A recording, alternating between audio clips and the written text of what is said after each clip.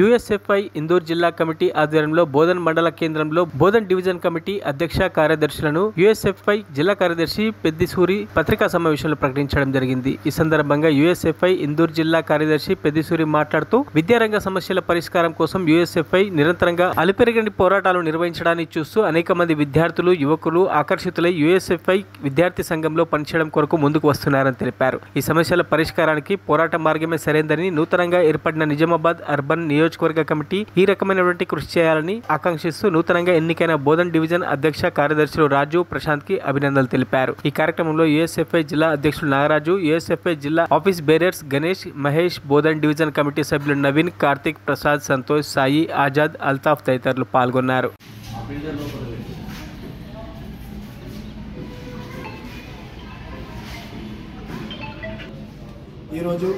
యూఎస్ఎఫ్ఐ నిజామాబాద్ జిల్లా కమిటీ ఆధ్వర్యంలో Bodhan యూఎస్ఎఫ్ఐ division committee ఏర్పాటు చేసుకోవడం జరిగింది। 9 మందితో యూఎస్ఎఫ్ఐ బోధన్ డివిజన్ కమిటీ ఏర్పడ్డది।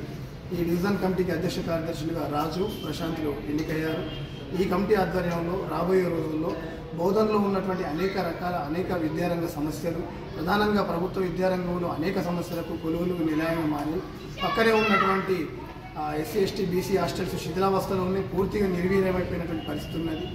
అదేవిధంగా అనేక మౌలిక సదుపాయాలకు కొరతగా ఈరోజు ప్రభుత్వ విద్యారంగ సంస్థలు వచ్చాయి। దీంతోపాటు మరోపక్క ప్రైవేటు కార్పొరేట్ విద్యా సంస్థల్లో అడ్డగోలుగా ఫీజుల పేరుతో వివిధ రకాల వ్యాపారాల పేరుతో విచ్చలవిడిగా ఫీజులు వసూలు చేస్తున్నటువంటి పరిస్థితి బోధన పట్టణంలో ఏర్పడింది। రాబోయే కాలంలో ఈ సమస్యలన్నింటి మీద ఈరోజు ఏర్పడినటువంటి నూతన కమిటీ అలుపెరగని పోరాటం చేస్తుందని చెప్పేసి విద్యార్థులకు న్యాయం చేసే దిశగా యూఎస్ఎఫ్ఐ పోరాటాలు ఉన్నాయని చెప్పేసి సందర్భంగా తెలియజేస్తా ఉన్నాం। ప్రధానంగా ప్రభుత్వ విద్యారంగంలో ఈ బోధనలో కీలకంగా ఉన్నటువంటి శిథిలావస్థలో ఉన్నటువంటి ఎస్సీ, ఎస్టీ హాస్టల్స్ని పునర్నిర్మాణం చేసే దిశగా రాబోయే కాలంలో ప్రభుత్వంపై ఒత్తిడి తెచ్చే విధంగా ఈ యూఎస్ఎఫ్ఐ బోధన కమిటీ పనిచేస్తుందని హర్షం వ్యక్తం చేస్తాం। మరిన్ని అప్డేట్స్ కోసం మా ఛానల్ని సబ్స్క్రైబ్ చేయండి।